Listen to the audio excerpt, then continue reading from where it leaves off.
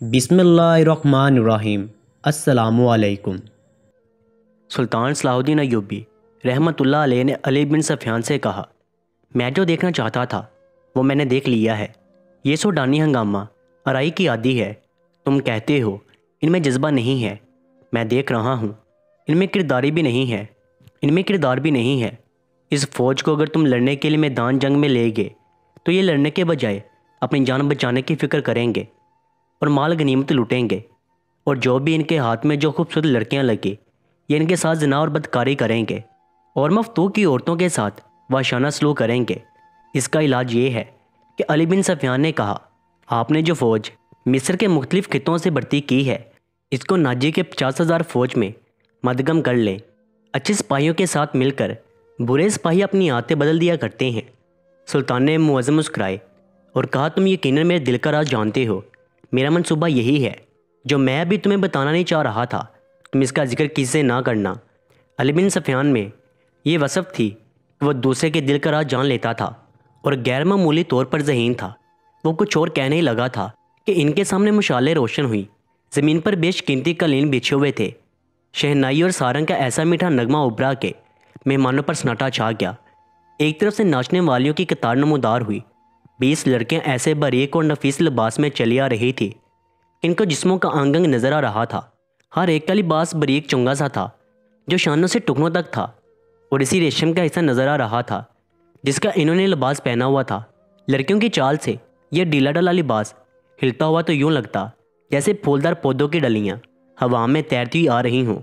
लिबास का रंग जुदा था, हर एक की शक्ल सूरत एक दूसरे से मुख्तलिफ थी, लेकिन नज़र झलक में सारी एक ही जैसी थी। इनकी मरमरी बाजू आरायाँ थी, वो चलती आ रही थी लेकिन कदम उठाते नजर नहीं आ रहे थे। वो हवा की लहरों की मानंद वो नीम दायरे में होकर रह गई। सुल्तान ने मुअज़्ज़म की तरफ तंजीम के लिए झुकी तो सबके बाल सर के शानों पर आ गए। इन रस्मी बालों और जिस्म के जादू ने तलसम पैदा कर दिया था। 2 स्याह फारम, 2 हिक्कल हबशी जिनके कमर के गिर्द चीतों की काली थी, एक बड़ा सा टोकरा उठाए तेज तेज कदमों चलते हुए आए। टोकरी में भरी कली उठी और फूल की तरह खुल गई। इस फूल में से एक लड़की का चेहरा नमूदार हुआ और फिर वो ऊपर को उठने लगी तो जैसे ये सुर्ख बादलों में एक चांद निकल रहा हो। ये लड़की इस दुनिया की मालूम नहीं होती थी। इसकी मुस्कुराहट भी आर्जी नहीं थी, इसकी आंखों की चमक भी मिस्र के किसी लड़की की आंखों की चमक जैसी नहीं लगती थी। लड़की ने फूलों में से बाहर कदम रखा तो इसके जिस्म की लचक ने तमाशाइयों को मशहूर कर दिया। अली बिन सफ़ियान ने सुल्तान ने मुअज़्ज़म की तरफ देखा, इसके होंठों पर मुस्कुराहट थी। सुल्तान ने मुअज़्ज़म ने इसके कानों में कहा, अली मुझे तवक्का नहीं थी कि इतनी खूबसूरत औरत होगी। नाज़नीन, सुल्तान ने मुअज़्ज़म के पास आकर कहा, अमीर मिस्र, आपका इकबाल बुलंद हो। इस लड़की का नाम ज़कोई है, उसे मैंने आपकी खातर अस्कंदरिया से बुलाया है। ये पेशावार कासा नहीं है, ये तवाइब भी नहीं। इसको रक़्स से प्यार है, शौकियाँ नाचती है, किसी महफिल में भी नहीं जाती। मैं इसके बाप को जानता हूँ, साल पर मछलियों का कारोबार करता है। ये लड़की आपकी अकीदतमंद है, आपको पैगंबर मानती है।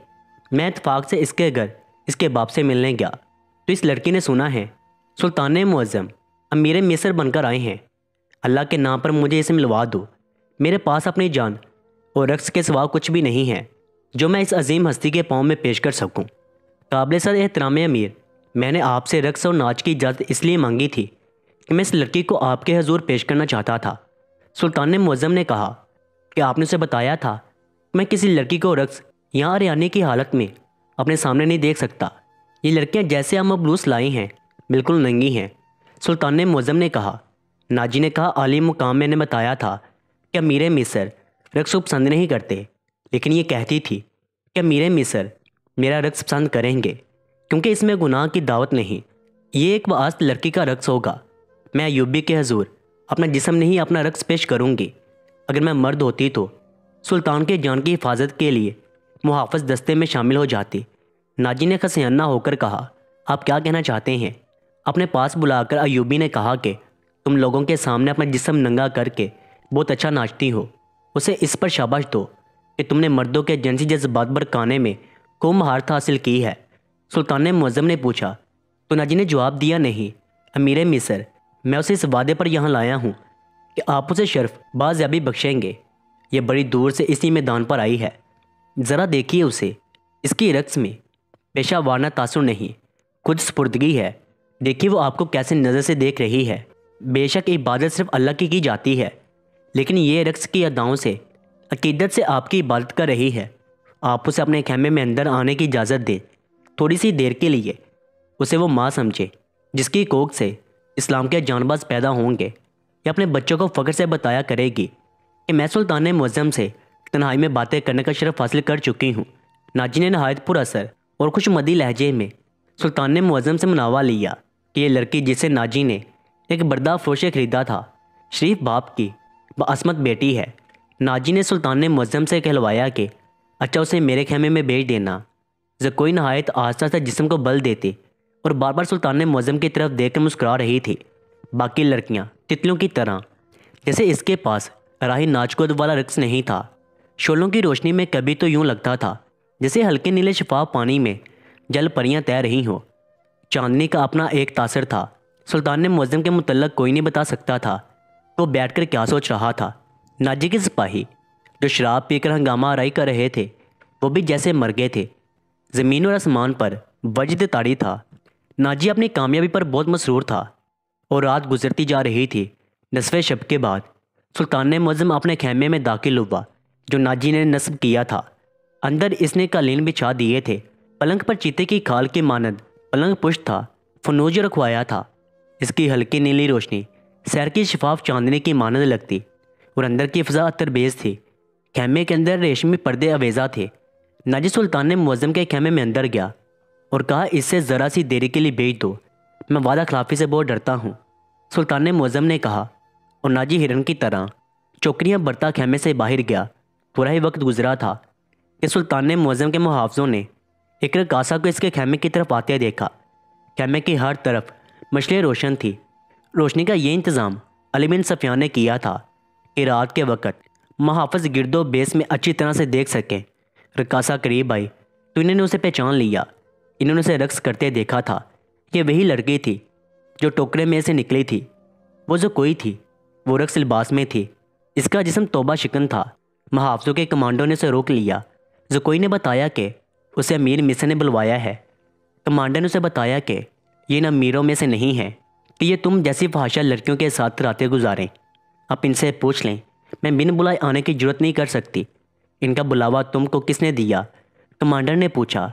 सलार नाजी ने कहा कि तुम्हें अमीर मिसल बुला रही हैं। आप कहते हो तो मैं चली जाती हूँ। अमीर ने जवाब तलबी की तो तुम खुद भुगत लेना। जो कोई ने कहा। कमांडर तस्लीम नहीं कर सकता था कि अमीर मिसल ने एक रकासा को अपने खेमे में बुलवाया है। वो सुल्तान मुअज़्ज़म के किरदार से वाकफ़ थे। वो इसके इस हुक्म से भी वाकफ़ था कि नाचने गाने वालियों के ताल्लुक़ रखने वालों को 100 दरे भी मारे जाएंगे। कमांडर शशो बिंज में पड़ गया। सोच कर इसने हिम्मत की और सुल्तान मुअज़्ज़म के खेमे में अंदर चला गया। सुल्तान मुअज़्ज़म अंदर टहल रहा था। कमांडर ने डरते डरते कहा, बाहर रकासा खड़ी है, कहती है कि हज़ूर ने उसे बुलाया है। सुल्तान मुअज़्ज़म ने कहा, उसे अंदर भेज दो। कमांडर बाहर निकला और जो कोई को अंदर भेज दिया। सिपाही को तवक्का थी कि इनका अमीर और सलार इस लड़की को बाहर निकाल देगा। वो सब सुल्तान मुअज़्ज़म की गजदार आवाज़ सुनने के लिए तैयार हुए थे, लेकिन ऐसा कुछ नहीं हुआ। रात गुजरती जा रही थी। अंदर से धीमी धीमी बातों की आवाज़ आ रही थी। मुहाफ़िज़ दस्ते का कमांडर बेकरारी के अंदाज में टह रहा था। एक सिपाही ने कहा, यह हुक्म सिर्फ हमारे लिए है कि किसी फहाशा के साथ ताल्लुक़ रखना जुर्म है। हाँ, हुक्म सिर्फ मुताहत और कानून सिर्फ राया के लिए होता है। कमांडर ने कहा, अमीर मिस्र को दरे नहीं लगाए जा सकते। बादशाहों का कोई किरदार नहीं होता। सुल्तान मुअज़्ज़म शराब भी पीता होगा। हम पर झूठी पारसाई का रोब जमाया जाता है। कमांडर की निगाहों में सलाहुद्दीन का जो बुत था वो टूट गया था। इस बुत में से एक अरबी शहज़ादा निकला जो अय्याश था, जो पारसाई के पर्दे में गुनाह का मुर्तकब हो रहा था। नाजी बहुत खुश था सुल्तान मुअज़्ज़म की खुशनुदी के लिए। इसने शराब सूंघी भी नहीं थी। वो अपने खेमे में बैठा मिस्र से झूम रहा था। इसके सामने इसका नेयाब सलार उरोश बैठा हुआ था। बहुत वक्त हो गया है, मालूम होता है हमारा दिन सुल्तान मुअज़्ज़म के दिल में उतर गया है। उरोश ने कहा, हमारा तीर खता कब गया था? अगर खता जाता भी तो अब तक हमारे पास आ जाता। नाजी ने कहकर लगाकर कहा, तुम ठीक कहते हो। जो कोई इंसान के रूप में एक तस्म है। मालूम होता है ये लड़की खुद शीशन के साथ रही है, वरना सुल्तान ने मुअज्जम जैसा बुत कभी नहीं तोड़ सकती। और रोश ने कहा, मैंने उसे जो सबक दिए थे वो खुद शीश के कभी वहमो गुमान में भी ना हुए, वो खुद शीश के कभी वहमो गुमान में भी ना हुए होंगे। अब अयूबी के हलक से शाबुत रवानी बाकी रह गई है। नाजी ने कहा। आठ सुनाई दी। नाजी ने दूर से सुल्तान अयूबी के खेमे की तरफ देखा। पर्दे गिरे हुए थे और सिपाही खड़े थे। इसने अंदर जाकर अरूज से कहा, अब मैं यकीन के साथ कह सकता हूँ कि मिर्ज़ा कोई ने बुत को तोड़ डाला है। रात का आखिरी पहर था जब जो कोई सुल्तान ने मुअज्जम के खेमे से बाहर निकले। नाजी के खेमे में जाने की बजाय वो दूसरी तरफ चले गए। रास्ते में एक आदमी खड़ा था जो सर से पाँव तक एक ही लबादे में छुपा हुआ था। इसने धीमी सी आवाज़ में जो कोई को पुकारा। इस आदमी के पास चले गए, जिसको खेमे में ले गया। बहुत देर बाद निकली और नाजी के खेमे का रुख किया। नाजी इस वक्त तक जाग रहा था और कई बार सुल्तान ने मुअज्जम के खेमे की तरफ बाहर निकलकर देख चुका था कि जो कोई ने सुल्तान को फांस लिया है और उसे सामान की बुलंदियों से घसीट कर नाजी की पस्त जहानियत में ले आई है। और रात बहुत हुई है, वो अभी तक वापस नहीं आई। नाजी ने कहा, ऐसे हीरे को कोई शहजादा वापस नहीं करता, वो उसे अपने साथ ले जाएगा। तुमने इस पर भी कभी गौर किया है? अरूश ने कहा, नहीं, मैंने अपनी चाल का ये पहलू तो सोचा भी नहीं था। नाजी ने कहा, क्या यह नहीं हो सकता कि अमीर मिस्र जो कोई के साथ शादी कर ले? इस सूरत में लड़के हमारे काम की नहीं रहेगी। अरूश ने कहा, वो है तो होशियार, मगर रकासा का क्या भरोसा? वो रकासा की बेटी है और तजर्बाकार भी, धोखा भी दे सकती है। नाजी ने कहा। वो गहरी सोच में था कि जो कोई खेमे में दाखिल हुई। इसने हंसकर कहा, अपने अमीर मिस्र का वज़न करवा लाओ। उतना सुना आपने मेरा यही नाम मुकर्रर किया था ना? ये दास्तान सुनने वालों के जहन में यकीनन यही सवाल पैदा हो रहे होंगे, क्या जो कोई ने वाकई में सुल्तान ने मुअज्जम को अपने हुस्न के समंदर में डुबो दिया था जिस तरह नाजी सोच रहा था, यहाँ कोई और बात थी? इस राह से पर्दा उठाएंगे अगली एपिसोड में।